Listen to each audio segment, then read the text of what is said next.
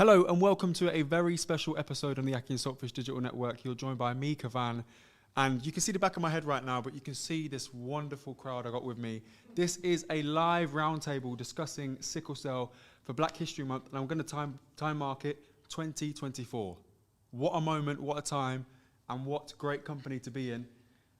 Look, before we hit record, there was some lively energy in the room. So I tell you what, I just want to go around this room. Please introduce yourself, let the people know why you're here, and let's get started. So I'll start with you. Come on.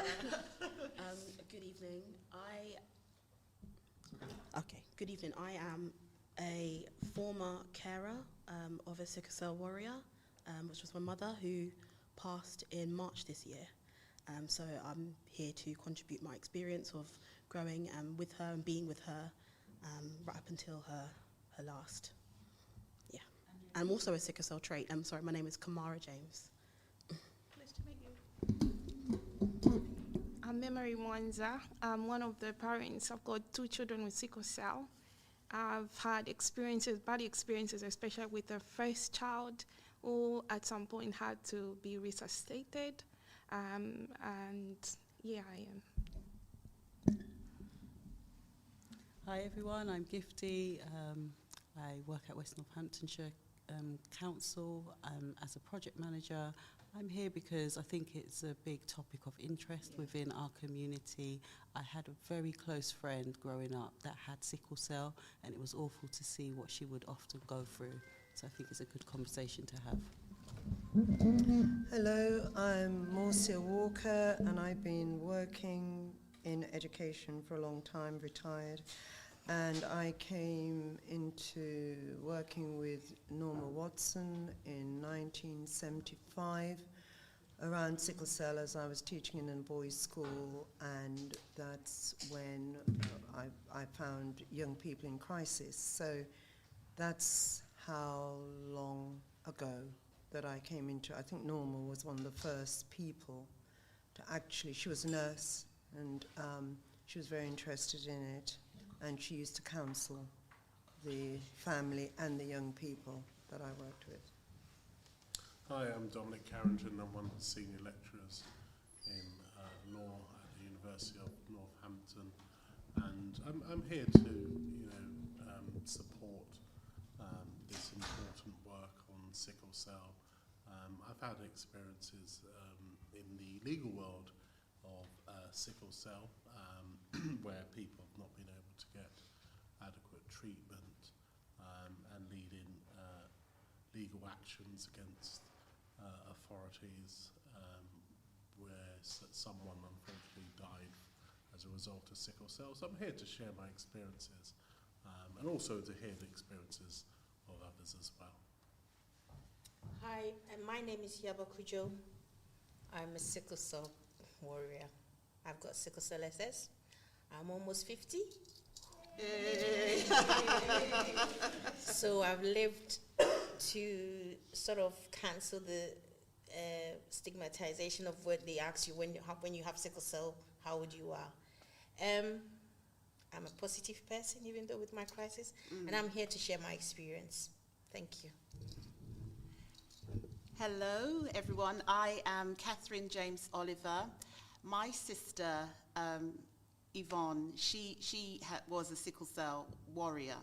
So I'm here because I am a former carer, and it's a bit emotional because Yvonne passed recently. So there's a lot of lessons learned. She was a very positive person, very practical person, and a lot of lessons have been learned just by supporting her and being around in her life. So I just want to be a part of this discussion today. Hi, Christine Collymore, a senior lecturer here at the university, focusing on health and social care. And for me, it's very much about understanding sickle cell. Although I've been around in the community for donkey's years, and again, knew Norma Watson as well. I think for me, the focus of being here is really to get that information to be able to pass on to students. So it's about raising awareness.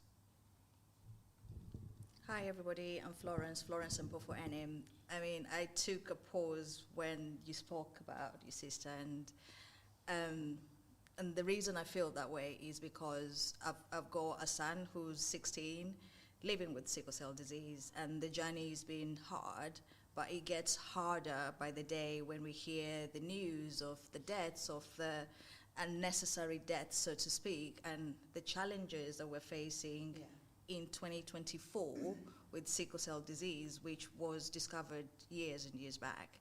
So that's what's pushing me to be a part of this conversation, because I want to change this narrative, and I want to take it to as far as it can be taken. Sorry, I'm getting emotional already. But yeah, I mean, and I'm really glad that I have your support, because it's a journey that I can't do on my own, but our voices are stronger together. Definitely. Hi, my name is Gabriella Van Beek, and I'm the operations manager for Health Watch North and West Northamptonshire. And I think, first of all, I'm here just to kind of learn more, increase my knowledge and sort of awareness around the topic. And then also sort of from a Health Watch perspective, I think just trying to also do what we can to support increasing the awareness and trying to sort of raise the voices to try and get more services and just more opportunities locally. So hopefully, just try and be part of the change. Hi, I'm Rochelle Rahim, project manager for Living Well with Sickle Cell project at Northamptonshire Carers. I'm also a parent carer. I'm a mother of a little 3-year-old beautiful girl who's living with sickle cell disease. I've been leading the project for 18 months now, and it's been an absolute honor and a privilege to do so, to raise awareness and to help and support the community the best way we can, but also for my own selfish needs to meet so many incredible people in the community and learn so much. So I'm here to talk about what we do for the Living Well with the Sickle Cell Project, and also learn.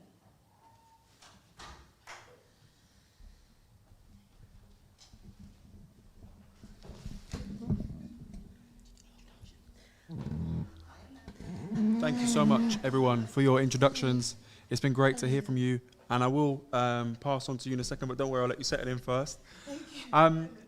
It's amazing to hear some of the personal reasons, all of the personal reasons, really, why you're all here, to see the legacy that family members have left, and you guys continuing that journey.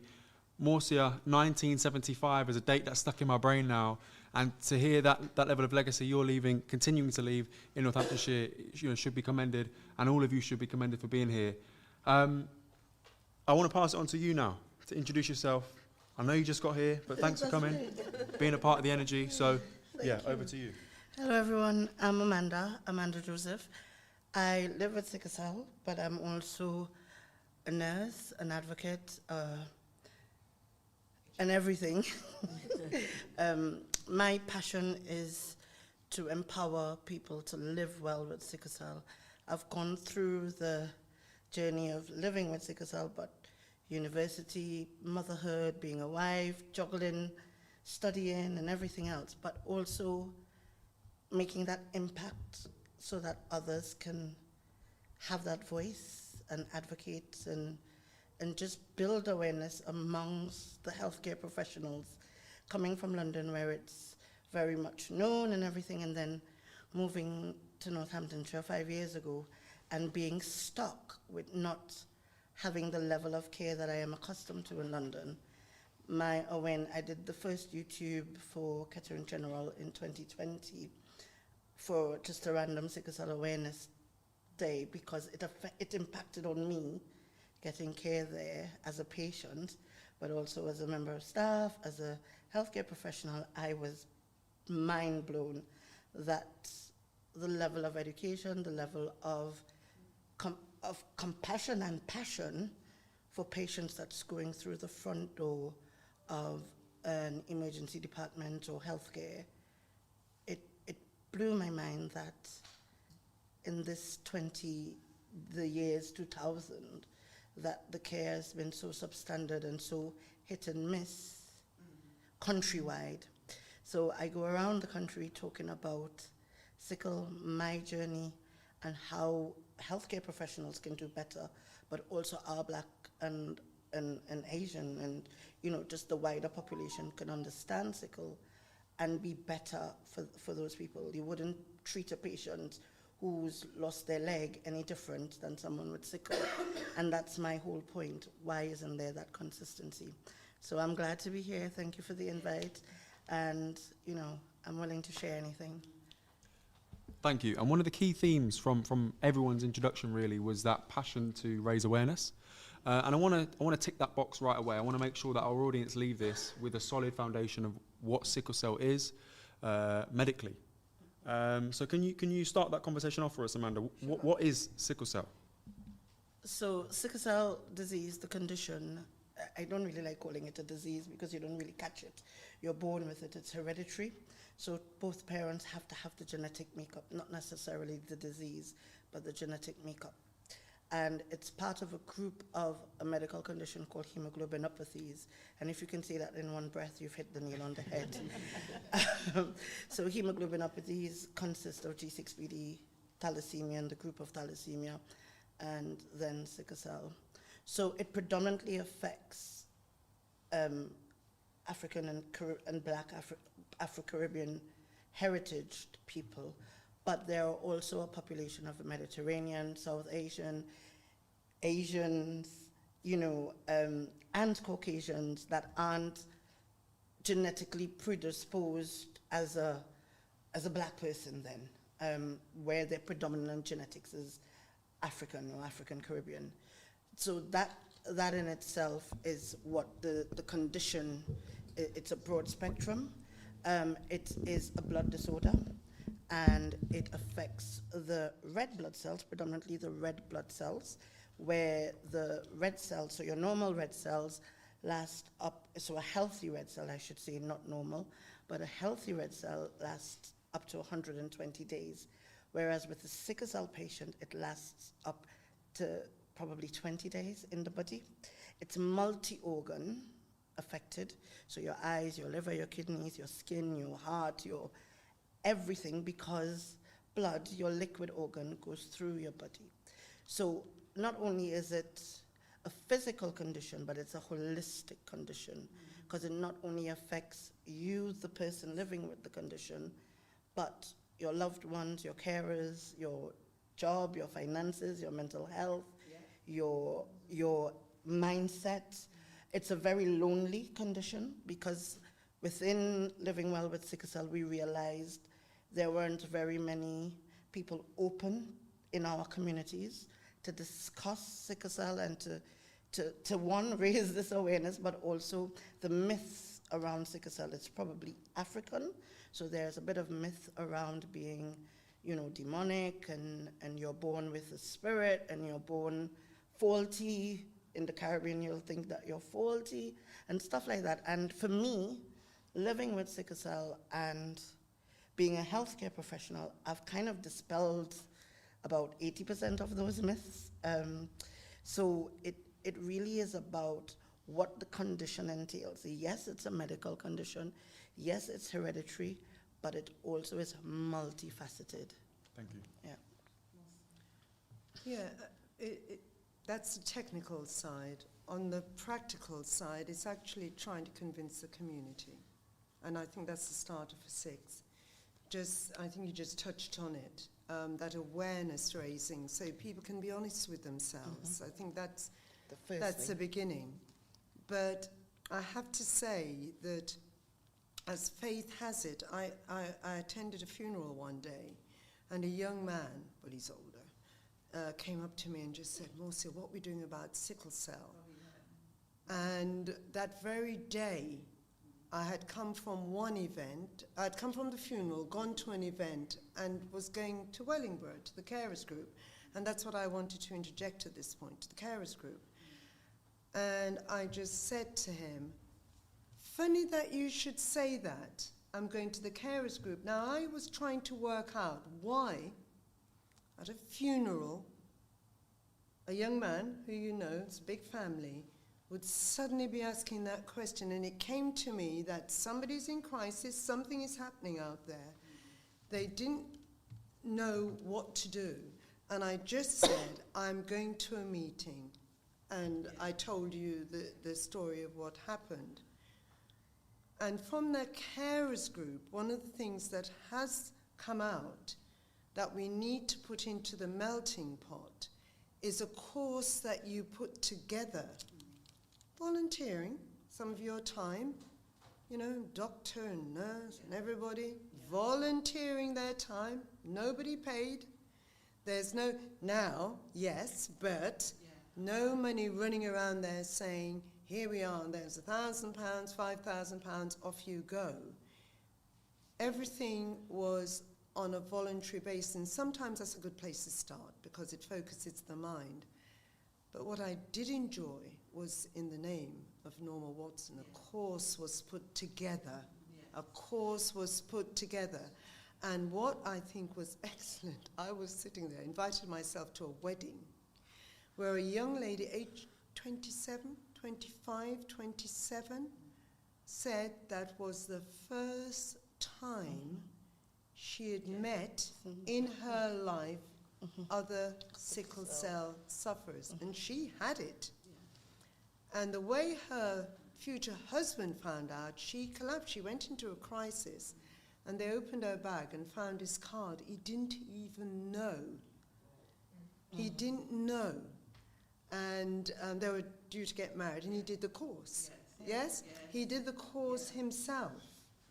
As a white gentleman, he took the course with her, and the information gave some of that information in a light touch version for the participants, but also gave strategies. And I must hold that organization up in their voluntary role for the work that they did. And only last week I went to an event, not marvelously attended, but where 2 or 3 are gathered, the message can still be shared. And one school in Northampton has a lady who's going around and observing and watching. She's not a nurse, but she's the one that the young people can go to. And I've been battling to get it as a topic in blood, because science deals with blood. So it's a gentle battle. It will be one. It may not be one in my time, but it will be one, because people will always be looking for new things. Sorry to go on about it, but they'll be looking for new things to put in the curriculum to make it more attractive and more challenging, and that will be it. I think this is why empowerment is really important. It is so important for us to empower, first of all, empower the warriors from when they can talk. Let them know that, yes, you've got sickle cell disease. Yes, it's incurable, but you're my child first before you're sickle cell.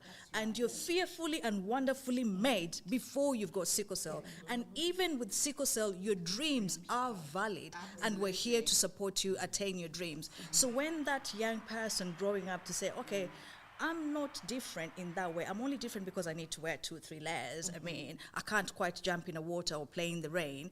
But in my good days, I have awesome days. And let's celebrate their good days, and the bad days, we also help them through. And why is empowerment important? Because when they feel empowered, they will not feel like failures. They will not feel like they're weaklings. And once the children or the sufferers or warriors are empowered, we then empower the community, the schools, the parents, the aunties, the relatives, because they need to understand how to look after these people. And when we go to school, we say, okay, I'm presenting my child. His name is Nathan, he's got sickle cell, and this is what I want you to do, because his dreams are valid. We need to give an opportunity to attain and achieve their dreams. And then when the parents are empowered, when the child is admitted in hospital, they will say, excuse me, doctor, paracetamol, I've given him paracetamol. Ibuprofen, he's had some. I'm here, not because I enjoy being in the ward because we've been told to go home before. No, I'm here because my child needs it. And when we check in, please give him morphine, please give him fluids. And when they tell you to go home, you say, no, no, no, he's not ready, because we're empowered to say this is what works for them. But then when we feel that we've got the network and support, we will be able to hold each other up, and we'll be able to see that these people are able to achieve their dreams, and their dreams also, the resilience will be created upon this, will actually empower them to breed success. And I'm talking about resilience, sorry, I'll drop the mic 1 second. I'm talking about resilience because I've got a child who goes through crisis, but they were able to attain high grades in GCSEs because they know when I'm not well, I'm going to have to work super hard, because I'm also investing in the time, because I'm not going to be able to be in school every day. So when I'm not well, I can draw back on the time. Now, if we inculcate that in their brains, they'll be able to know that I'm going to have to work extra hard because my days will not always be rosy. However, if I'm going to school on crutches, it's not because I'm a weakling, it's because whatever my body's battling, your body can't do. And the results I'm showing, despite all this, I am a warrior. So empowerment is really important from that get-go, so that they don't feel like it's an embarrassing thing to say that I've got this. But if we parents are embarrassed, we're setting our children up to failure. So we really need to make sure that we carry that, like, do you know what? What you're doing, you're inspiring me. If you can take morphine and go to school and get an A, why can't I just get up and go to work? Why is life that hard? So empowerment is really important, a message that I always try to shout at about. I was going to say, even doing this, I still go, so the Sickle Cell Society, they go around communities, regardless of race or whatever, doing a lot of work in terms of raising awareness. And one of the things they did a few years back, they actually did barbershops. So they went into the barbershops in Peckham and those areas and actually spoke to men about it. So I flipped it, and I am starting to go to churches, because in the Christian community, in the church community, in religious communities, being unwell is like taboo, or it's not really talked about. So last year, I presented at a very big denominational church women's conference. And in that audience, there were several women or parents of young girls and early adult women who are either pregnant or wanting to have children. And by me doing these awareness, and I go around the country and I do these things, it then demystifies it, but it also empowers, it also breaks those barriers to have those conversations about fertility, miscarriage, careers, education, as Florence was saying, a lot of those things, because, and I've met a woman quite recently, a mum, she had her children, and one of the boys were feeling unwell, and he presented to A&E, he presented to the GP, presented to A&E, and they asked to do a sickle screen. And the mum came to me, I was at work, and she said, I don't want my children to have sickle, because this and that and the other. And it wasn't really the nicest conversation. And I stopped her. She didn't know me from Adam. And I stopped her and I said, by the way, I live with sickle cell. And the first thing she said to me after that was, you don't look like it. So now tell me what I should look like. Maybe cachectic, the glowy yellow eyes, the skinniness. I was very skinny back in the day, but children and steroids and everything has, metamorphosized into this beautiful woman. But what I'm trying to say is that we are doing it within our community, and quite rightly, but parents need to be given that extra advocacy. So I am your friend, I will help you, and it passes along. So you pass the torch along without outing that fire, but then everyone teaches one. So I am a healthcare professional. I have been working in teaching hospitals where it's embedded, the system is embedded, and then I come to a country district general hospital where those services aren't embedded. And yes, it's outside of my job description, but guess what? I spoke to my manager. She's like, how can I help you? And I was like, this is what I would like. From a career perspective, from a managerial perspective, explain to her the disease. She's now very well versed, but she's also now given me that empowerment to say, actually, go to this matron and do some training. It's outside of your work remit, but I think we need to educate and empower our colleagues as well. So you don't want to out the torch, and you want to pass it along like the Olympics to the next one and to the next one. And I think when we do that, without fear, without resistance from both parties, you will see the difference, you will get that growth. But we want to start it in Northampton. Thank you. Hi, I just wanted to say I totally agree with them with the empowerment. So personally, as a sickle cell patient, and even though I'm quite old, that was where I came from. So I had, even though my parents didn't know about what sickle cell was, I felt like they were like, okay, this is sickle cell, let's roll our hands, what we're going to do. So even though I used to have crises when I was young, and even the waters that, if I have a sickle cell child, I will not let them play in it. I used to play in it. I'll go and play in it, I'll get the crisis, and they will treat me. As I was growing up with my parents, it was never a situation whereby they looked at me differently, or the society that I lived in looked at me differently. It was normally outsiders who go, oh, you have sickle cell, how old are you? But because my parents empowered me, even someone asking me that question didn't feel, I didn't lose sleep over it, because I knew that this is my parents, these are what they're teaching me, my family members, and it's been like that throughout my, if I'm being honest, when I have a crisis, I don't tell them because I feel they worry now. Yeah. And it's only when I came to, if I'm being honest, it was when I came to this country that I realized the severeness of sickle cell. But growing back in Africa, because of the empowerment my parents gave me when I was that young, I didn't really feel anything. Yeah. Yeah. And I think that's the same thing coming from the Caribbean. Yeah. I started my young adult life in the UK, and I became more unwell in the UK than when I was in Trinidad.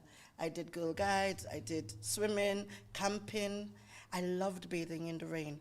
And the only time I bathe in the rain is when I go to the Caribbean now, because I don't, obviously the rain is very cold here, but bathing in the rain was something you grew up with, and it was like, okay, you'll dry off and you know, a cup of hot cocoa, and we call cocoa and everything tea in the Caribbean. And that was what you did. But then when you have this life in the UK, you feel like you're wrapped as a pooper in a cotton wool or whatever. But as Florence and Ihab says, you want that normalcy. You know, you want that normalcy. You can be conquerors, but with wisdom, as a sickle cell warrior. And I don't like to use the word sufferer, because personally, I do not suffer. I don't suffer. I go through and I come through. I have a fight. Yes, we have to fight because of the inequalities of health. But suffering is, you don't say a cystic fibrosis sufferer. You don't say a cancer sufferer. So, yeah, thank you. Can I just... Yeah. But yeah, that's it. Go on. Just stealing this away from you. That's all right. No, it's amazing to hear about the awareness that's been building amongst each of you, and that knowledge that you're building amongst actual sickle cell warriors. Just one part of the conversation that I, just in my experience and what I've seen in terms of empowerment, and it doesn't matter whatever it is that you are a warrior of, you always say that you know yourself, you understand, you know, your, yes. And so when you're going into these spheres of your hospital and then having that empowerment, it's then knowing what you have as your tools. I know that I've got this from Amanda from the past of things of something about having a passport. Yeah, so your passport. So in actually using these things, so it's not, it's not just, it's very important that this awareness is built and that there's that confidence in, you know, I need to speak to this person to say I have sickle cell, but when it really matters, to use these tools and keep using them. So you may go into hospital and it's not something that, you know, is recognized. It may be, you may have a different experience. Yeah, I think Yavs was telling us about her experience that's changed earlier, which I'm sure will come up again. But it's that building and bringing that empowerment into, you know, these medical spheres, these platforms in those times of absolute need as well, that continue to empower you, you know, as warriors and as a community. Yeah, just to add to that, I have to make notes because I you know, when things come to mind. But people with sickle cell can live well with sickle cell, you know. And one of the things that I have to say is that, yes, we have the medical model, but I'm an advocate of the social model of care as well. You know what I mean? Because sickle cell it's something, it's a condition that you live with. And if you get the right support, the right care at the right time, it doesn't interrupt your life. Okay, it's you walk alongside, you're walking alongside it and you live well with it. The empowerment is very important for children. I think there is a conversation that needs to be had with schools. You've already said about it, Mosia. There's a conversation to be had with schools where we talk about having the right care and support at school, but the children themselves to know about when to ask for help and know how to, and to be confident in that. And so it is with universities. We're here at this lovely university. It's kind of making me want to come back. But, you know, it is important that you know that sickle cell doesn't have to disrupt your life. You can live well with sickle cell. That's all I'll say at this point. Can I just add with you on that? Sorry, 1 second. When you said understanding your body, when the children and the warriors and all of us understand the triggers, because it's the triggers that cause the crisis. If you understand what your triggers are, and our triggers could be different. If we know that, you know, not drinking enough will cause you trigger, you know, the children when they're growing up, it's really hard to pin a teenager down by saying, okay, when you feel tired, stop playing that football. However, if you continue, you're going to be in hospital for 7 days. You will not play football for the next 7 days. Options, it's your choice. Yeah. And when we understand our triggers, and we can share these triggers with the school, make sure when it's school, they don't go out to play. And even as adults, you know, exertion, we need to listen to our body and make sure that the triggers do not send us to crisis. Because if we can avoid the triggers, we can actually live well with sickle cell and use our time to chase our dreams and our visions and our ambitions and aspirations. Yeah. Rochelle will probably be able to say more about the course, you know, that we have put on, but a course for people living with sickle cell is absolutely fantastic to help people to understand how the body works. You know, our community who have diabetes, there's courses that are put on for people who have diabetes, just to help people to be more empowered and understand how to live well and make informed decisions. And we have done that from our little charity status, which Rochelle, we'll talk about. But this may be something that our health professionals and our local ICB could probably look into in terms of having a course for people who have got sickle cell trait or who have sickle cell. I think that would be great. Yeah, I just wanted to add on everything that you're saying, but maybe take it down a dark tunnel, because I'm going to take it there. Because I think absolutely, and as you all know, from how much I've shared my own experience of my own 3-year-old, you know, she is going swimming. She's going to wear 3 swimming costumes, you know, she's doing everything, you know, and I've been empowered by listening to other parents. I mean, you haven't even touched on the amazing stuff that you have allowed Nathan, not allowed, but encouraged him to do, despite his condition, his racing, and he's an award-winning child. He's amazing. And I mean, we're absolutely right in terms of parents needing to communicate. We hosted the Parents' Evening a couple of weeks ago, and for me, one of the most profound things that we found was hearing from this operations manager from a local school who was saying that she was getting care plans from the healthcare, from the children's nurse, identifying some of her children within the school living with sickle cell, but not ever hearing from the parent, and then having to contact the parent to say, in a delicate way, I understand that your child's condition, just wanted to let you know that these are the kind of things we can do to support. And what she was saying is that she found it very shocking and saddening that she had limited communication from parents. She was reaching out to say, how can I help your child? Yeah. And I think what we've got to address here today is that learned helplessness. Because fundamentally, I think we're a room full of incredibly positive, empowered people, but there is a huge community who have felt like nobody cares, no one is listening. There is no point in me reaching out and speaking to the school. There is no point in me trying to empower my child because they're going to go out there and receive a poor service anyway, and changes need to come. And I think from our own experience, from living well with sickle cell, working with the community, I consistently get the same people engaging with the project. There are 300 plus patients who are living within Northamptonshire with this condition that we know of. However, we repeatedly get the same 30 people engaging with the service because there is this learned helplessness. There is this disconnect, and yeah. Sorry to interject. Combination of that and the taboo attached to sickle cell. I think somebody mentioned, I know a family whose children've got this, and they're maybe 6 or 8, and I feel so sad for that child because the parents do not want to accept that this is a condition that their children lives with, and it's incurable. They don't want to talk about it. There's that taboo that let's not go there. So that's a really sad place, because even if you want to help, like if the school reaches out to the parent will just close it down. They don't want to talk about it. How do we get there? How do we empower them to feel like, for this child to succeed, I need to help them succeed. I have to come to the place of acceptance so I can help them move forward with life. So that's empowerment that needs to start, and then continued with the one that of what you're saying, where you have to engage. Our voices are louder and stronger together. If we hear from the same voices,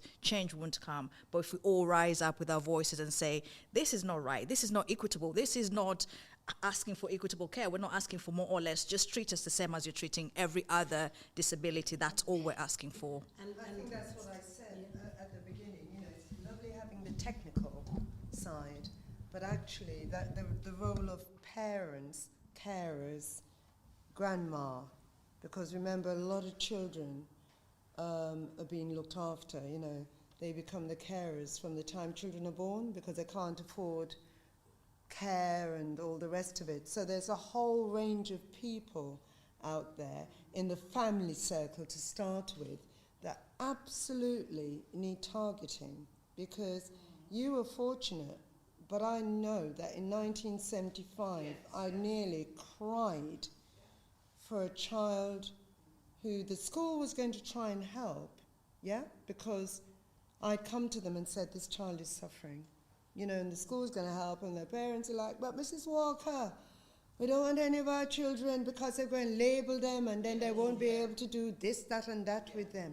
And in church, they said this the other day, so we have to know that prayer is a powerful thing. So I immediately said, God help those who help themselves. He's taught us to pray, So there is still in the background, we're fortunate, we've got somebody's there, but cultural issues are really, I hate it. I just wanted to come in. There's so many things that have been pointed that I should have come in at some point. She spoke about the training that happened, and a lady didn't know, the husband-to-be didn't know, I remember the person. And then she talked about other things. And I know everyone is coming with empowerment and all that, but I want to go with the awareness part of it. So I was born in Africa, grew up in Africa. Africa, and I've seen so many, people, like, we want them to say, that family, we had a family of, I think, 7 children, and I think one person didn't have sickle cell. All of them, it was like they had carriers, and for them was like severe. So I didn't know anything about in my family. So coming to meet my husband, we didn't know anything. So we didn't even think about testing. I've written a book, and this is what I'm like, I'm making aware of people that are coming into, love, that they need to test before they actually get dipped into. I met my husband, we came here, and, having children, the first child, I didn't know anything that I had sickle cell. And them days, I think they're still doing now, they encourage us to test in, what's the thing they test in while you're pregnant? I'm not, that word, I'm not, whatever. So they at first they said, we need to test you, do you know your status? I didn't know. So they tested me, and then obviously it came out as I'm a carrier. They had to test my husband. So he came, we are both, and then we are offered now to test the child. I said to them, whatever happens, this is a gift from God. I am not going to do anything with it. So whatever comes, God does not give you beyond what you can bear. God will see me through. So I had the child, and then he came 7 weeks early. I had preeclampsia and all that. But then we had a doctor, he's in the, I think, Middle East now. He did say to us, there will be signs, but the signs will start from 6 months. But literally, we didn't know this will come 6 months on top. So my son's first crisis came. We didn't know what to do. Yes, we knew it was a sickle cell, he had SS, by the way. And he started just crying. During the day I was playing with him, bouncing and all that. 6 months baby, I would wake up in the night, feeding him. But that night, he started crying. I didn't know anything, but calling the doctors on the phone, they could hear his breathing. He was kind of dwindling. They could have said, stop there, because I was not driving. They could have said, call for the ambulance, and the ambulance come. Going to the out of hours, Clifton there, we found a doctor actually in the cubicle outside in the reception. He heard the voice of my child. Surely he could have stopped and said, this is an emergency. We waited in the waiting area. At that point, all I knew is sickle cell. I didn't even know anything about the spleen or anything. Within minutes of getting there, I had the child in my hand. I would be strong, I would not cry. I had the child in my hand, and my strength was going. My husband took the child from me, and then all of a sudden he comes and faces me and says, memory is gone. I don't know how, I will not cry. I moved all the way to the corridors, running, opening the doors and shouting in that Cliftonville out of hours. They started resuscitating this small thing with 2 fingers. You know how difficult that is. I said, no, this is not going to happen, because previously I had 3 miscarriages. So for me, God has given me this child. The devil will not take from me. But you see, because of awareness, no one knew what was happening. I didn't know if I was, that's when it tested me, and they told me these are the kind of things that will happen. When you get a child, the spleen will be, these are the signs that will start happening, so look out for these. So we didn't have that. All we knew was at 6 months, it will start. Anyway, in that room, I was talking to God. My husband was crying because of faith. Obviously, where I come from. And in the end, it took time, but it came around. And, they took us to now A&E. I didn't know that I had to go straight to A&E. We went to out of hours. And the person I spoke to said, go to out of hours. If he said go to A&E, I could have, I'm a new mother. I don't know anything. So awareness. When people are having children, what are we telling them, How are we guiding them? Yes, we know that this is now the situation. Both of them have got a child who is, this, what are we doing about it? What information do they know? So if I had known this is the issue with my child, I need to go straight to A&E or go to the open access, which I didn't know at that point, because it wasn't pointed out until we had the crisis. So if they had said from the beginning, if it happens, please straight to Disney, I'd go. But I went to A&E, with everything, he went on bloods and, taking medication like XJED because of iron overloads and all that. Now, as a mother, I'm thinking, he suffered, my child suffered, crisis in the I was trained to check for spleen because the spleen will kick in. So I know, because of the experience now, I can check the spleen, how it is and whether, it's going to go further and all that. And, he went on bloods. He had to sometimes go to Birmingham for exchange, but then in the way, he ended up not having it because the condition has worsened. As a mother seeing that, it's upsetting and it's really, but for me, it's the awareness. And also to talk about, because he went on bloods after that, due to the crisis he used to have, loss of chest crisis, and the spleen, he needed blood. So for me, it's the awareness of why importance of blood. And coming from the background of religion that didn't allow blood, I've moved on. Bless you. Bless you. Yeah. And at the first time he had blood, that day when they needed a mother with antibodies and all that, but understanding, what blood is and what's contained in that blood. Even the paracetamol that we take has a little bit of it. So it's complex, but just the understanding that people needs to come forward, give blood.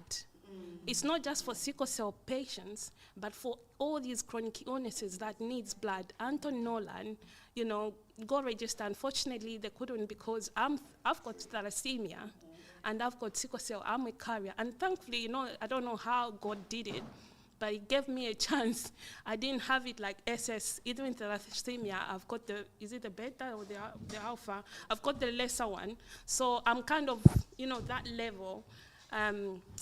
So my main thing is awareness to the people that are coming in to love, get tested before you have any child, and, giving of blood. My story it's a long story, but if anyone would want to, I've written a book.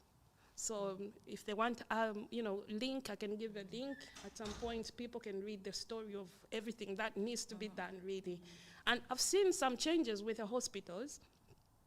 Before, now they are going, even sometimes they contact me to speak to mothers that,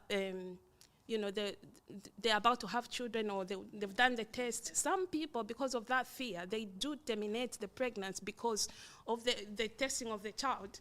Yeah. If I were the hospital, I think I would give a break to the mothers and let the children be born.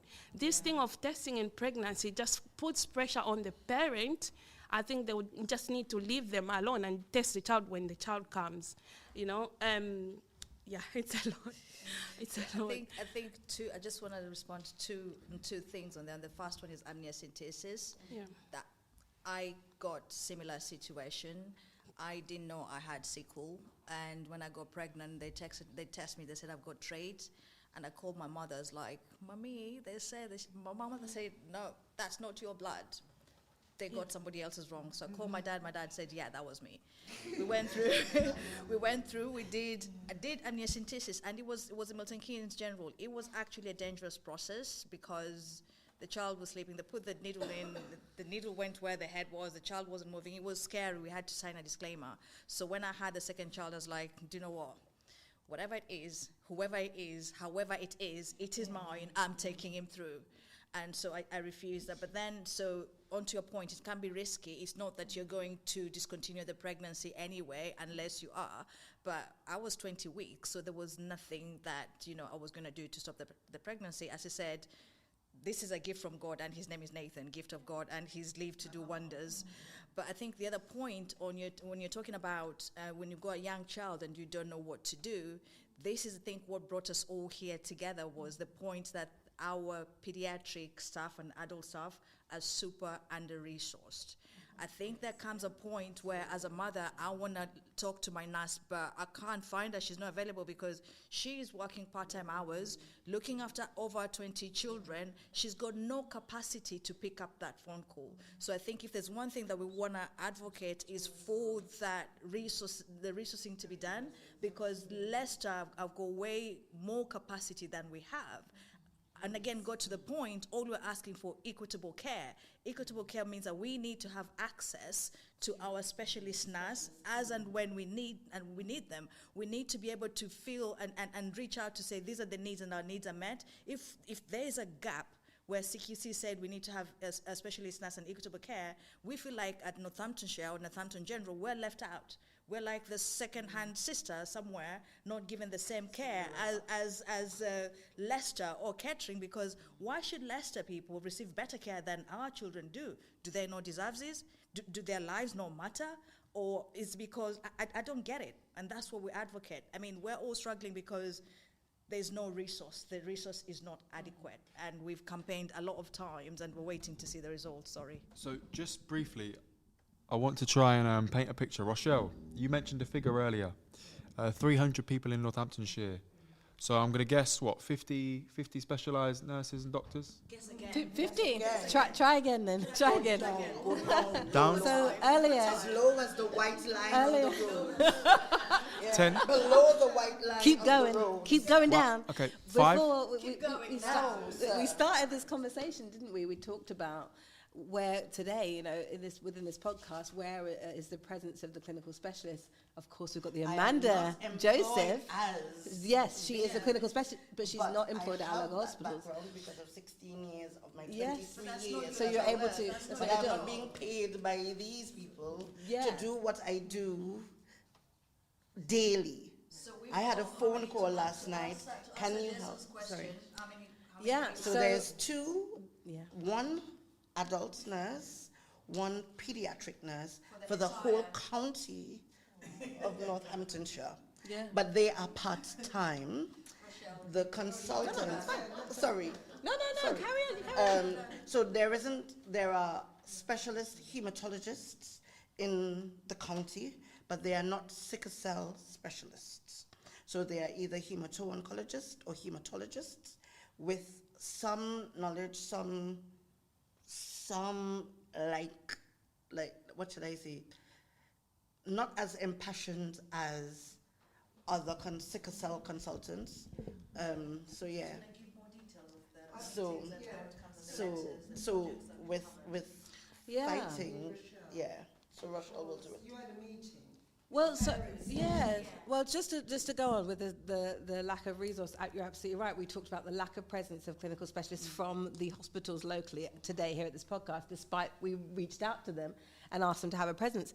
And my response to that was, we have 2 nurses working across 2 sites, Northampton, Kettering, with 300 patients plus, 300 patients we know about, one of which is working with almost 200 patients and the other 100, spread very thinly. There is a chronic crisis. They are part-time across 2 sites. I mean, even recently, with my own daughter, she had clinic recently. We weren't able to attend, it's been rescheduled, but I was told afterwards that the consultant who usually sits in to her clinic appointments is away, is on long-term sick for 6 to 8 weeks. There is no pediatric replacement. There is no pediatric replacement. So, and there is no one else to fill his boots. So there is a chronic lack of resource, a limited resource within Northamptonshire. And we collectively, everybody in this room have fought for more resource. And thankfully, we're looking at, by January 2025, we'll have a much more robust team looking at 2 band 6s, 1 band 7, 2 support workers underneath. But the thing is about that is, although we're all jumping up and down and excited that we're getting more staff, that number of staff, which works out to be about 5 staff members covering 300 patients. is only really kind of meeting the need in terms of resource, but then there will still be work required. So we're talking 300 patients, 5 staff members, of which 2 of those will be support workers, which are essentially sort of admin roles. This brings hospital avoidance. If my child is sick, he's 16, if he's sick, the last thing he will tell me is I want to go to hospital. He will be home, this crisis will start on Monday, for example, and until he cannot move at all, he will say, let's go. So, and do you know what that causes? Because I'm treating him at home as much as I can, and he doesn't want to go to hospital, because at times when he goes to hospital, he doesn't get the care as he gets at home. Right. I've been in hospital, and he's given less morphine than what I would give at home. I've been in hospital where, I need to sit properly for this. The nurse told me, can you please tell your child who is in crisis to set up his alarm on his phone so he can wake up the nurses to come and give him morphine? I mean, tell me, why would he want to go to hospital? And then he gets told that, oh, you make up to be in more pain than you are. And then we look back and blame whoever's looking after them when they're accidentally there at home because they didn't go to hospital. These are what I call unnecessary deaths, because the care isn't available in the hospital because of under-resource. Sorry. I just want to go on what you said about, hospitals. I did I'm studying at the University of Northampton, by the way, and I did a research where the issue with stigma in hospitals, where they are labeling and giving names to people, even when they ask for the drugs that they know works well for them, but then they are giving them names. That is upsetting. I've gone in deeper with my dissertation.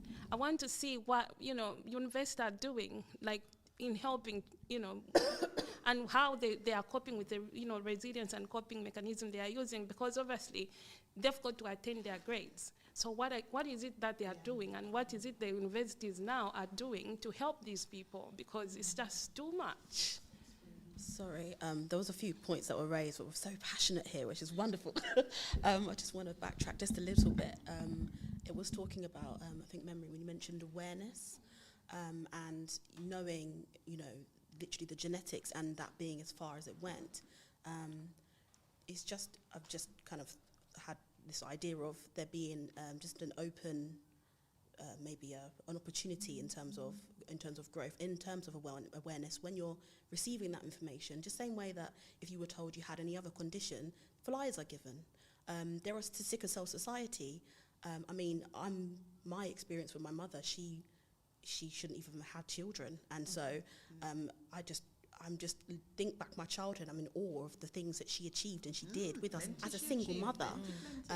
But one thing that I did attend with her was a couple of sessions of going to like the Sickle Cell Society where she was before she moved over to this side. The funding was, we were told there wasn't much money, so again it was the awareness, people within that community that could make it. Rochelle, you kind of alluded to, it's always the same 30 people. So you always had kind of the same numbers coming in, because there wasn't much going on. Sometimes people, they had an online presence or a WhatsApp group kind of presence, the same kind of things you guys are doing. But at the moment, maybe things like those flyers should be given out and to these different organisations within the local areas, because I know there's more that are talking up. And I think like information. Yes. I'm trying to think now. The DJ Proclaimer, he was talking about one in his local area that they're raising. Oscar, that's it. So there's some that are now trying to build that awareness. So flyers that do things like simple things that GPs, practitioners can do is to give that information out so that you can learn more about these things and so the other. Sorry, can we go to Christine? I think there's a point around universities raised there. For me, it's very much about knowing that students that we have coming through the system, especially when they're looking at health and social care, it should be, yes, they have to know about working with people and obviously knowing something about conditions and whatever, because we'd like to think that we're actually producing leaders of the future and think about innovative ways of doing things. So even now you're talking about, advertising, raising awareness and whatever. I know the current students are very much into social media. Now I must admit, I don't really go there. But again, it's about how do we get those current people, regardless of their age, because obviously there's older people that are really into social media as well, but thinking about the different approaches. And I think probably it's a good opportunity now to get the students to start to think about, one, them becoming aware, but also thinking of different ways of how we can raise that awareness in different ways, because I think it has to be multi-layered. We have to take a multiple approach. Honestly, I just, really, I hope it's the last time. I'm saddened. I'm going to go into a dark place because do you know the amount of black people who have committed themselves to this work? And actually, they became like unqualified counsellors. I think of people like Mrs. Ivan Bryan. I think of Mike Prescott over in Wellingborough. Mike did work on it. I've just seen a picture in a book where they were doing work, you know, and they offered themselves to go to families. You know, I think Mike went to doctor's surgery and said, you know, if anybody come here, in his Bajan accent, you know, I'm willing to go and speak with them or whatever. It's been a phenomenal amount of quiet, gentle workers. And yes, we've got all that online stuff and things that can happen. But I'd really like to think of us with longevity, because this is not new. People have put themselves forward. So Mrs. Bryan was a nurse. She used to work at Princess Marina, things like Prescott. There's a lady whose address I have, and she'll be very interested. I'll ask her to look at the podcast. I've got a list of them because they sort of registered with Black History Association. So we had their names and how they felt. I mean, my daughter has got the trait, but she has to be careful with injections and stuff. And she does go into little crisis all the time, but she's managing it. My sister-in-law had it fully blown. We went to school together, never knew. You know, she somehow managed it. She was a strong person. So I'm just trying to say that people have tried, and what we now need to be careful of is that we don't lose the momentum, and that the journey that we're on is a very secure journey, and it is going to be hard work. It is not easy. We've got a group of people. 300, I would want to add at least another 150. Every time you get new students coming to the university, there's a whole new group of people. They're hidden away. People haven't registered. You know, the people with the trait, 2 traits marrying produces, So whereas I would like to say 300, I would want to say probably 5. You know, and increasing, because we're getting a lot of overseas students or students coming up from London or whatever, and maybe they come up from London and they're safe and secure, so they're not bothered. They just go back to London for all their treatment, but one day they may not be able to get the doctor. I'll stop there, but it's for us to really gain strength in each other and make sure that the work that this young lady over there is doing, as pregnant as she is, amen, carries on. We're all doing it, but you're like, you know, and when you go away to have the little one, you know, you get caught. So I'd like to say, I deal with numbers. So when you said 300, you said 50. I did. So that's 1 to 6. we wouldn't be here if it was 1 to 6. 300 to at the moment. That is 150 to 1 part-time. So I don't even, is it part-time? No, it's about 200. 200, 100 to adult. So I just wanted to say a power, and I'm going to say as it is, because I know it's Black History Month, and for all you guys let me know, it was my uncle who brought Black History Month to the UK. Hey. I'll give you his name if you want to know. So this thing, and I said this thing, I think the first time we had the meeting. This problem we are having, the only reason why we feel it is because sickle cell is painful. If you have a child with autism, and especially you are Black, the stigmatization is the same. So for me personally, what I realized that this thing, and I've said it before, Look, sickle cell was around before autism came about. But look at the autistic society. And so if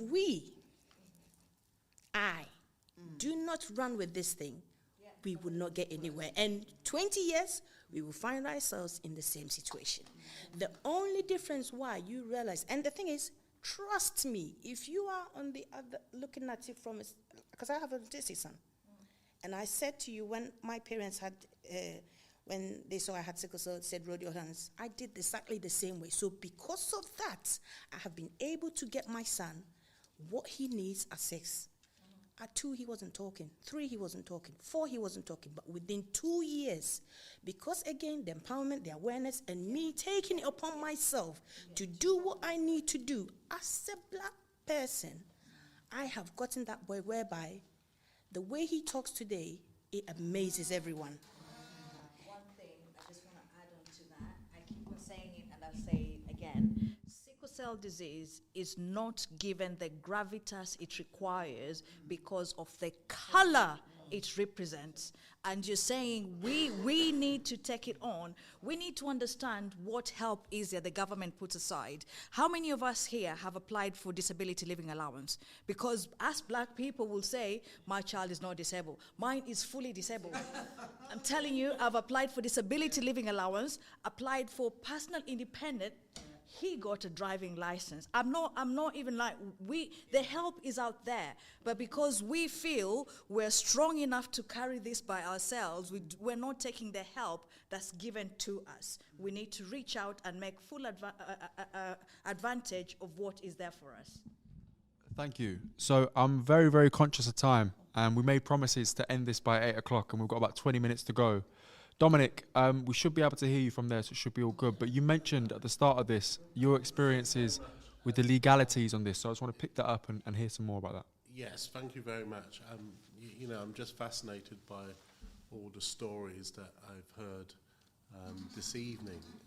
You know, the empowerment and the knowledge, and obviously being a senior lecturer at the university, knowledge is key. What is disappointing that I've heard, and I alluded to it in my introduction, is the lack of awareness of the medical professions.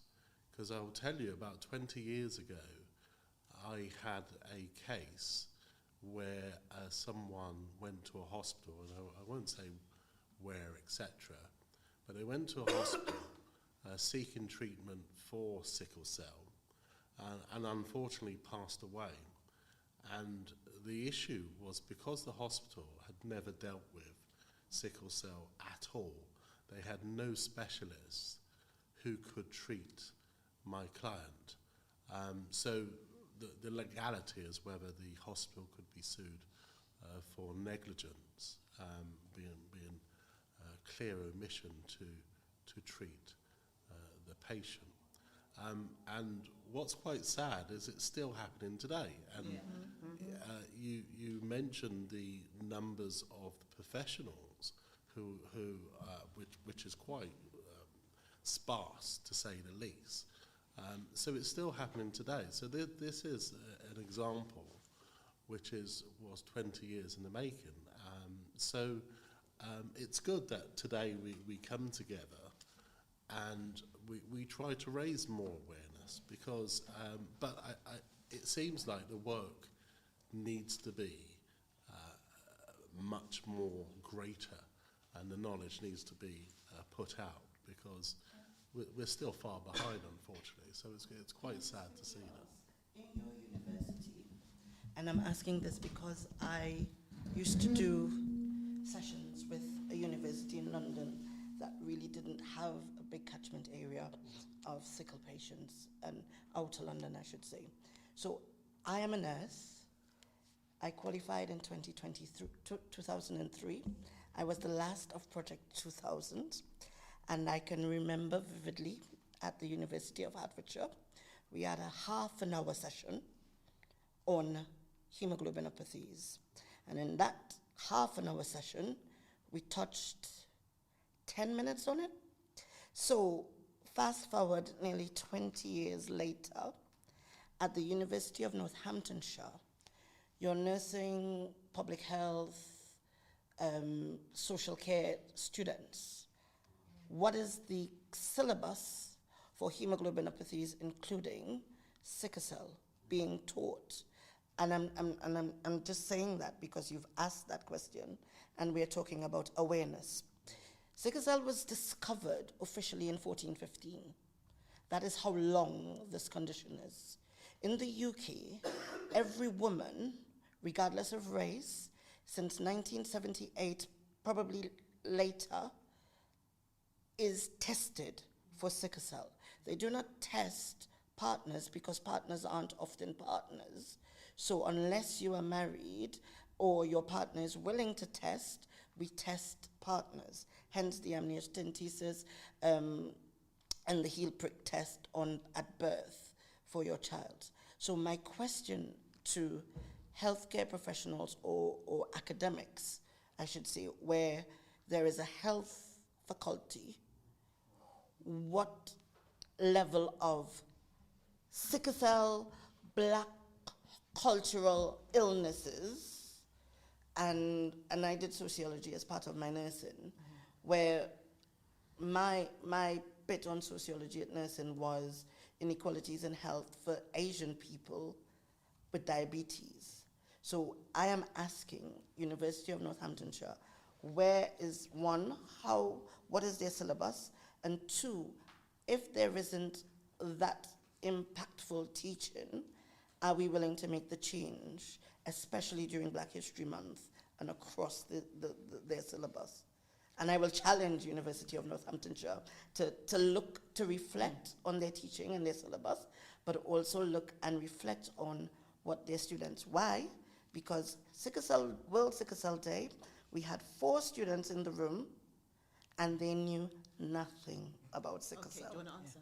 Okay. I'm going to start with the last question first.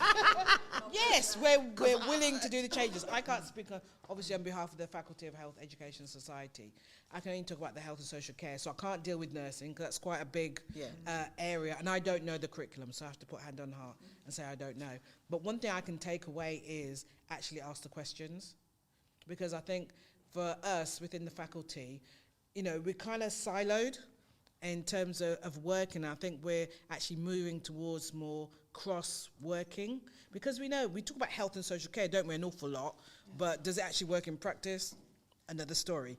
So for me, I can say I'll take the responsibility or the ownership of actually going back and talking to the subject leads about, okay, what is on the curriculum? Because as I said, I don't know what's on the nursing, but at least I can do something, and that'd be my contribution. I just want to, talk about the legality, what you brought about. When my son went, everyone came on to say, you need to sue the hospital and all that. But for me, I don't know, because I think my faith kicked in. I knew at some point I'll be used in some way. Coming into A&E, people with sickle cell have to be around everyone else, So there was a time the MSTN or something, doctors met, and my chance came. I had to meet doctors, like where we were sitting. We were given chance to tell the experiences that we've had. We put forward like things that we would want to see. And coming into Northampton, I saw now they've put a section for children. So they are listening. So as long as we are talking, they will listen. But then even if there is that section, are they actually people that will be specialized in treating sickle cell patients? If they see a child with sickle cell walks in, will there be someone ready there for them? These are some of the things that we need to be asking. Another thing is about treatment.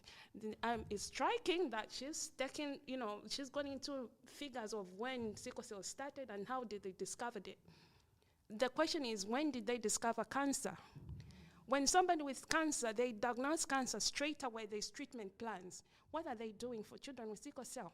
Yes, treatment is expensive. Yes, sickle cell treatment is expensive. I'm grateful to the government, I'm grateful to the hospitals. They've treated my first son. I've got another one with sickle cell, but mine is treated. I'm grateful, and that's a privilege for me. But what about these others? Is it something that they need something from us as people that have benefited, or people around us to contribute? Because if they say, go raise money, we'll do that. But some people don't even know that this thing is treated. It is treated like you can be treated. People don't know anything. Yes, there are criteria that they've brought about, which is, restricting so many things that, you end up not even having the treatment. But why is it they can treat cancer? The pain is pain. It's pain. They're living with it every day. This cancer patients that had it today. Sorry to talk about, but it's a painful thing, and we're talking about, like in developing countries, they can die at certain time, because of awareness and treatment and all that. So if they can, find a way to also consider sickle cell as something that is, painful and that needs urgent attention, and we can close to all this thing of going back in the figures, I think that would be very helpful. Can I just say, I was actually going to follow on from something that you said, Florence, but I think all I would say, and it's not in answer or anything, but having the right support and the right intervention at the right time can make all the difference. And we know that, don't we?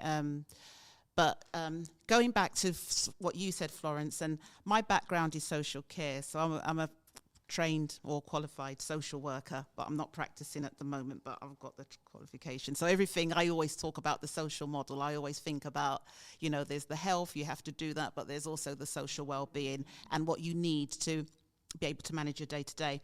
So you mentioned about PIP, which is the personal independence payment, and also there's DLA, which is disability living allowance, which if you have sickle cell, you definitely should apply for that. It's a long document. Okay, it's designed that way to put you off, because there's funding that can help you. There's two components, which is a care component and a mobility component, and you can get help with getting about. Okay, you can get help with getting about, and you can also get help with your day-to-day care needs to get up, washed and dressed, and you manage your day-to-day. You've just sent me a note to say that it's not given to everyone. Community law are based in Midland Road. We've got one in Midland Road. I don't know about Northampton, but we've got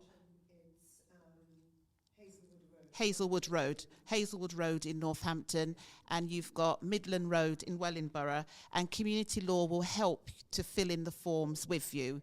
So it just takes that pressure off you. You can apply for the form, make your appointment with community law, and they will help to fill in that form with you. Sometimes it's about the language that is used to fill in the form, but they will do that. So don't be put off. And the other thing is, as a carer and caring for somebody, a loved one, your babies, your adult children, anybody, your parent, your carer's leave. There is legislation now which entitles you as a carer to have up to 5 days a year carer's leave, all right? And it's a conversation that you can have with your employers, all right? And the thing about that as well is that sickle cell is recognized now as a disability, okay? So you have rights as caring for somebody who has a disability. Catherine, thank you so much for that. That was super helpful. We'll hand over to Rochelle. Do you want to tweet? Yeah, very briefly, if possible, yeah, and then sure. we'll go into the Q&A. We'll get it being brief, I think. Thank you. I just wanted to touch on what you were saying, Marie, in terms of changes in the hospitals and that need for change. I think that I'm really honoured to share. When I said going down a dark tunnel before, I was saying that it's all well and good, and we need to be empowered and we need to be educated, but we also need to trust the system as well. And that's the biggest issue. I think, like I said, we're a room full of positive, vibrant people who are like, I don't care what's happened, we're going to get up, we're going to move on. But there is a lot of people out there who do feel that defeated And change needs to happen from the system. But I'm so honoured to say on this podcast that there are changes are coming, and we are part of that at Northamptonshire Carers. So it all started way back when, this very similar environment at one of our focus groups in Northamptonshire Carers, where we had the EMSTM present, and you, Florence, and you, Memory, and you, Amanda, spoke up and gave the feedback to the EMSTN, the East Midlands Sickle Cell and Thalassemia Network, to say, this is not good enough. We presented 10 questions to the EMSTN, who then took it forward to the medical directors at KGH and NGH. That, alongside the amazing work that Amanda has done, alongside the work that we are doing at Northamptonshire Carers to raise awareness and support our community, triggered the interest of the CEO, Richard Mitchell, of the 3 hospitals of the Trust, and has sparked a haematology plan, the need to work on a pathway for sickle cell patients. We, Catherine and I, were on a call with the director of, I'm going to get her job title completely wrong because she has about 15 different titles.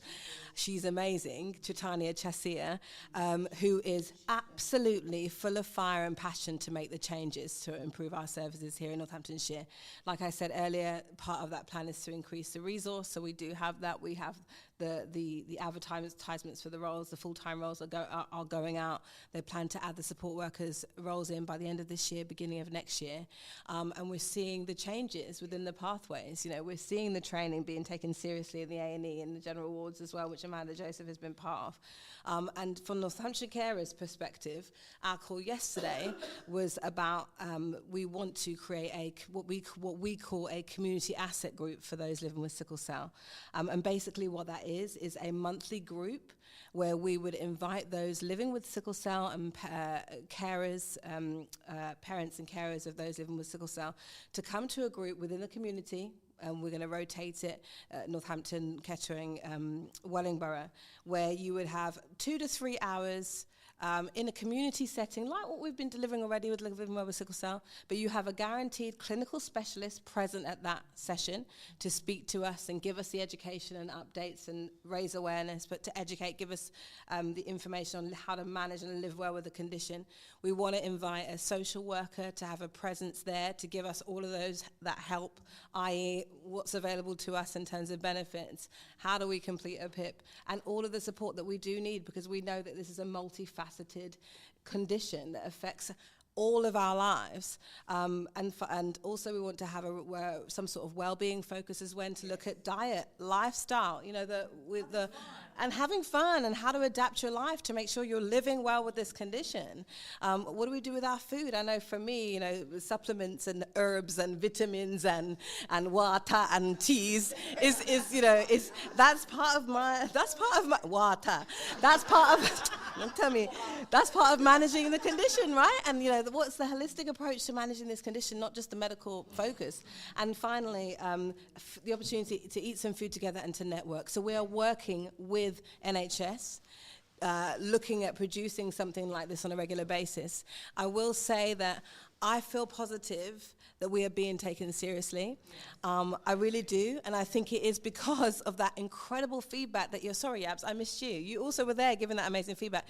The feedback that we gave, and we came together, and we were solid, and we fought for this, as well as the unfortunate deaths as well. But I think that we're in an amazing time, 2024, an amazing time where we've got the ears and the eyes of those that can actually make changes within the system. So that's what it is. Thank you. And there was a discussion earlier about 20 years ago and the state of some of the experiences of those in hospitals. And Yabs, you mentioned earlier you had a recent health episode, and it ended quite positively. Yes. So I want to sort of close on that note, if possible. Talk to us about your experience. The last time before I just recently went to hospital was 3 years ago, and it was horrible. And I actually went for my sickle cell checkup, and I said to Ash, if this is what is happening, I think it was 2020 or something, today, I said, whatever it is I need to do for this service to stop, because I don't go to A&E. Even though I get crisis, I don't go to A&E. I had a severe crisis. I bless my soul, my friend had never seen me like that, and I said, and I got there and they were looking at me like I was mad. I'm like, what? 2020? Hell no, it's not happening.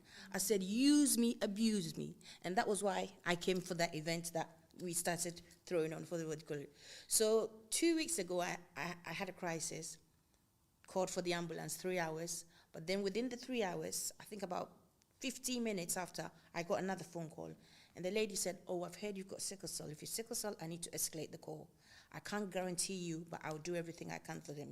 They came within about an hour and a half, 2 hours. Got to the hospital and they said, there are 9 ambulances in front of you. And they said, the doctor's going to come and see you.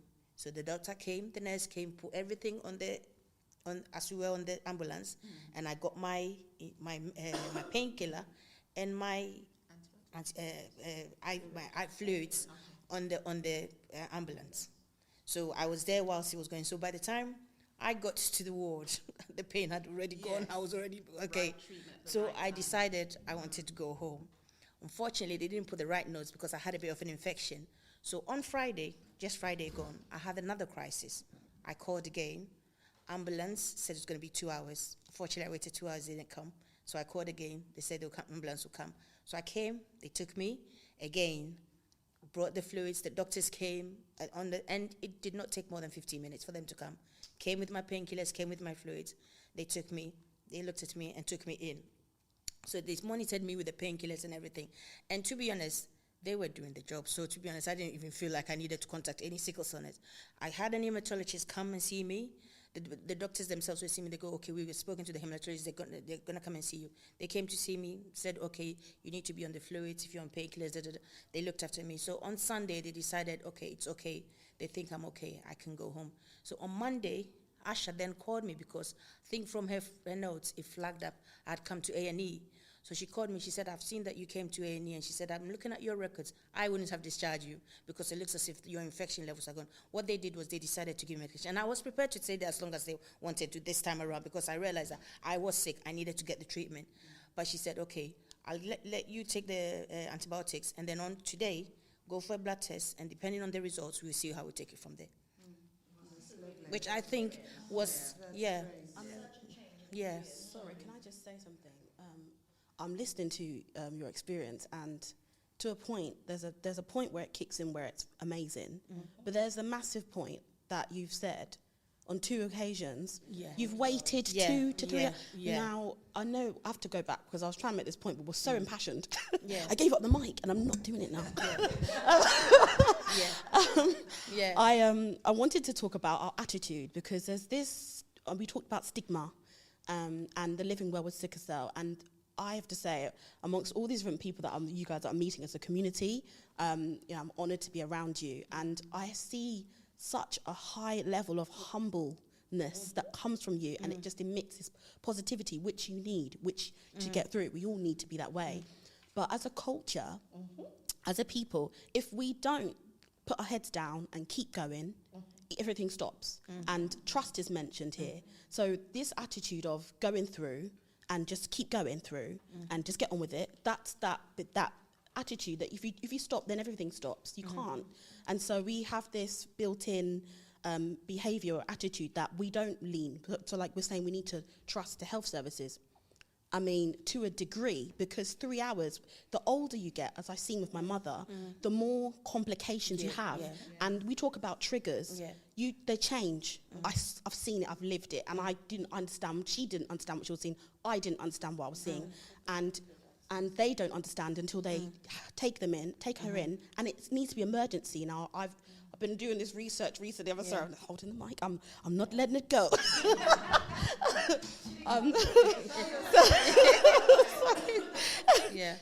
It was the King's Fund, the organisation. So again, this is London-based. As the hospitals, the research they've done is a lot more and it's a lot wider. And of course, I think Amanda even mentioned it. It's different from where she was in London and then come up to your Midlands. But I can't do the 2. I can't. Let me just say one thing. So when I called the ambulance and I came, and obviously I was in the ambulance waiting, I did ask the ambulance crew. And the thing is, the reason why I didn't throw a fuss is I don't know. I've worked in the NHS before, and I know how the services work. And the thing is, the second one that came, they came from nowhere near Northamptonshire. Yeah. So bear in mind, when I pick up the phone call and I call 999, it could be answering in Scotland somewhere. Yeah. So, and they might not understand. But with the service, and I do, the thing with the thing is, as much as it is stressful, I do agree with Rochelle. We have, because I could have been, it doesn't work. And the thing is, one of the things I've realized, with crisis, if you get agitated, if you get stressed, what does it do? Of course, I'm not saying that the attitude should change. So I believe that in the Kettering, Northamptonshire bits, they did well. More work needs to be, because funny enough, the ambulance crew did ask me, I've heard of sickle cell. What does it mean? What is it? But this is what I'm trying to say. Yeah. So that research showed that if you have respiratory issues, and that combined with other, so cardiology, so your heart. I mean, this was case in point with my mum. She had so many, because of the long-term longevity and the of sickle cell. She first of all, she ticked that box straight away. And then the heart straight away, just without even looking at the complications, further complications. So just from that research alone, I've seen that it's level 3 in terms of critical care that you receive, in terms of urgency, who's seen first. It's number 1.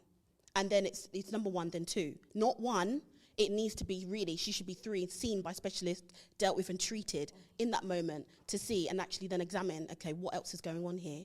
And things like infections, I think someone mentioned about putting on wards that are mixed with everyone else. That's key. You cannot be on a ward, because then it becomes the infection that's even causing more problems. And your body's already struggling to fight, already from the lack of oxygen and other things. So these are things that, like, the fact that you said 14, 15, from 14, 15, this and I must say, I wasn't put on a ward. I was alone. But that's what I'm trying to stipulate is, I'm not saying for the attitude to change. It's that's life and death. 2 to 3 hours, they could have turned up to a corpse. Yeah. That's the severity of what I'm trying to say. Not that it needs to be dealt with aggression or anger, but it's just that. Yes, it needs to be an urgency there, and that needs to change, because that could have been a complete different situation. From that point on, it was fantastic, but it took a long time to get there. It's very true, because that's exactly what happened to my son. Yeah, I've got to go. Sorry, because grandson awaiteth. Yeah, she's giving me my turn. Thank you, dear heart. Because. Oh yeah. Sorry. And as the eldest one in the room, you know what I mean? I expect the African method and the Caribbean method. Thanks very much. It's just a couple of things before I disappear, and I really have to say it's been a most rewarding evening to sit and listen and gain strength. I'm not saying I'm going to move the world, but as somebody that was around in 1975 doing this, it's a joy to hear people speaking. What I am going to say is sometimes in our eye line, we think we're not, I think it's edging on a bit of what you're saying. We read something and you think, oh, that doesn't apply to me, or I can't apply to that. Can I just say, apply? Even if it says children age 11 to 16, still apply. Because, no, I'm telling you, because sometimes when you fill in the form and plead ignorance, somebody will come back to you and say, actually, this grant is not for you. However, may I suggest, I do stuff for Community Foundation, so I know what it's like for somebody to apply to the wrong grant, but for us in our hearts to say, may I suggest that you go for this one or look at this one. And to that end, community law always looking, and they do forward you. They do, and they will sit, and they'll be honest with you at the very beginning. So the one in Northampton is Hazelwood Road, just look them up. And as you say, Midland Road for the one in Wellingborough. And you go for it. You take those challenges, but you are entitled, and even if you're not, it will raise the issue in their eyes. Yes, and that's as much as you can do. And I used to have a manager who used to say, if you do it for one, it will often benefit others.